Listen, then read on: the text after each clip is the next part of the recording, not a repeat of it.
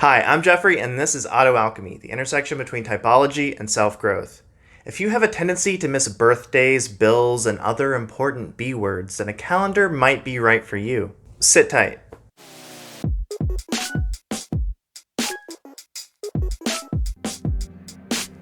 Before we dive in, I just wanted to dedicate this video for those of you with a strong preference for extroverted intuition, but do keep in mind that introverted sensing is just plain hard, so there's something in here for everyone. So back in December, I made a video where I ranted about calendars. And with that video, I was trying to let the dogs out. I wanted to express my hatred for calendars in an exaggerated way so I could come to understand the part of my psyche that resists them and then maybe collaborate with that part a little bit better. Here's an abbreviated summary of why I've historically hated calendars. So first of all, they just seem kind of arbitrary to me. They also make me feel kind of trapped, which is not a great feeling for an ENTP. Calendars also slip my mind. I can't check my calendar if I never remember that I have one. And finally, calendars force me to face my human limits. So, those are the dogs that I let out, but now it's time to rein those puppies in. Now, part of me does understand why a person would use a calendar. It just seems like the kind of thing that a real-ass adult would do.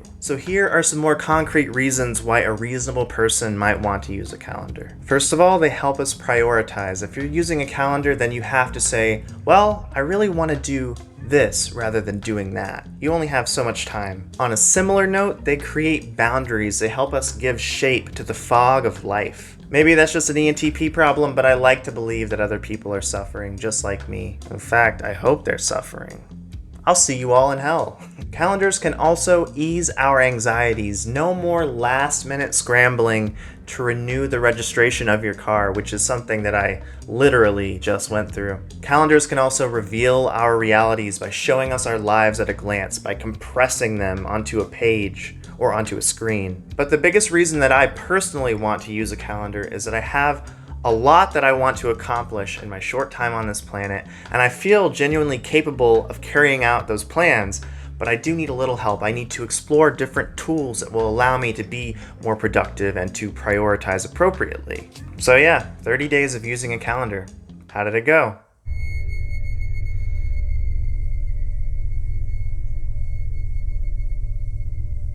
I started off by making the decision to use Google Calendar. So much of my life is digital already, so I wanted to maintain that theme. Plus, I kind of hate the physical act of writing. My hand gets cramped real easy. And I decided to do Google Calendar in particular because I'm already using Gmail on the daily, and Gmail is integrated with YouTube, so it felt like a way to just get everything cohesive and coherent and all in one place. That being said, if you're trying to follow along at home, it doesn't really matter what you use, especially if it's digital. The basic principles here are going to be the same. Let's talk about the layout of my calendar. Now, this is something that I'm probably going to customize as time goes on, and if you're following along at home, you'll probably want to play with the configurations as well.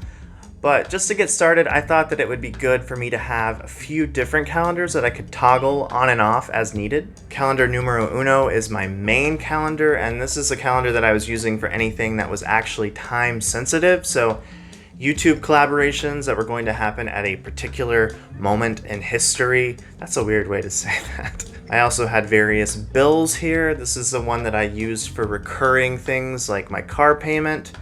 And if I was going to meet up with a friend to get some lunch or get some dinner, then I also threw that on here. For the time being, we're going to skip calendar number 2 and look at calendar number 3, the miscellaneous calendar. This calendar is where I was putting things that weren't necessarily actionable but might be good for me to know or keep in mind. So I had various birthdays plugged in here. I had a trip that I was going to be taking, and I put that in here as well. If my roommate is ever going out of town, then it would be good for me to know so that I don't abandon the house and leave the cats to fend for themselves. Calendar number 2 is my to-do calendar. So this calendar consists of things that aren't necessarily time sensitive, but which I would like to do whenever convenient. This is my favorite calendar, and so it's the one that I go to for all the projects that I'm working on. At the beginning of the month, I have a calendar item that has a huge list of things that I would like to accomplish for the month, and then I grab a few of those each week and put them on the Sunday of each week.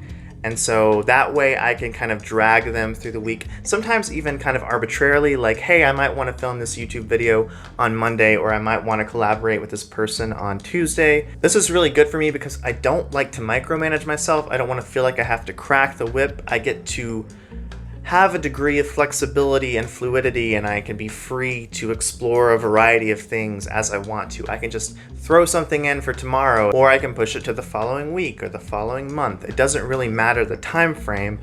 It just gives me like a loose sense of things that I might want to do. And there are plenty of things that an ENTP might want to do. The final calendar that I have is the archive calendar. This calendar is kind of the graveyard for my to-do list calendar. Basically, once something is done, I send it to the archives, and then if I want to check the box that allows me to only look at the archives, I can see how much I'm actually accomplishing relative to what my original ambitions were. I can look at that calendar and think, oh, I'm not actually a lazy piece of crap. I just forget all of the things that I'm doing. I forgot that I spent a few hours here working on my INFJ rap, as one example. INFJ! That Einstein, Edison, mind frame. But never gonna stop playing mind games. It's the talk till you get a migraine. So please bow when you utter my name. So that's the basic layout of my calendar, and if that wasn't enough, I also have some tips for you beautiful, beautiful people. Tip number 1, make your calendar your default tab. In my original calendar video, I mentioned that one of my biggest fears was that I wasn't going to be able to remember that I was using a calendar for the entire month of January. To rectify that, I found this Chrome extension called Custom New Tab URL. I don't know why Chrome doesn't let you just do this by default, but thankfully there are workarounds. You gotta get on the extension game if you aren't already. But basically, this extension is really helpful because every time I open a new tab, I am confronted by the little promises that I made myself. And I open a new tab like every 5 minutes.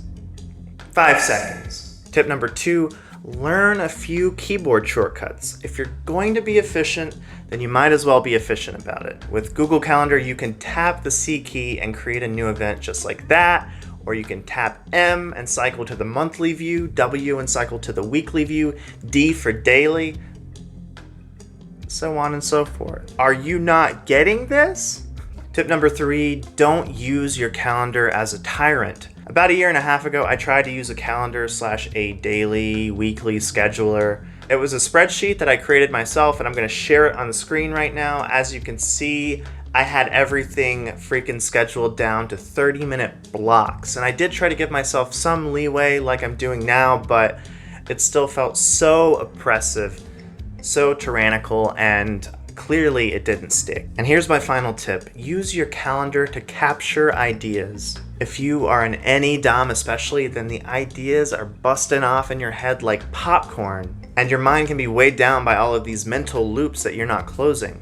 Now, whenever I have a random idea, I just open up a new tab and throw it into my calendar. I might tentatively decide to place a video idea into the Sunday slot for next week, and then once I get there, I can sort it out if that day doesn't happen to be the best day. The whole point is to get it out of my head and to place it somewhere more reliable. By the way, this notion of capturing ideas is something that I learned from my buddy Prim over at ENTP.nurture. You should definitely go check out his channel. He's got some great stuff. So overall, my calendar experiment went way better than expected. I'm definitely going to keep trying to use my calendar throughout the year. I found a middle ground that really worked for me, and I'm not sure that I could have done that without the help of Angry Jeffrey. Thanks so much to everybody for tuning in. Please let me know down in the comments one thing that you learned from this. And if you haven't checked out my INFJ rap, what are you doing? I'll put a link on the screen to help you out. INFJ! Alright, thanks for liking, commenting, and subscribing. I will see you guys next time. Bye!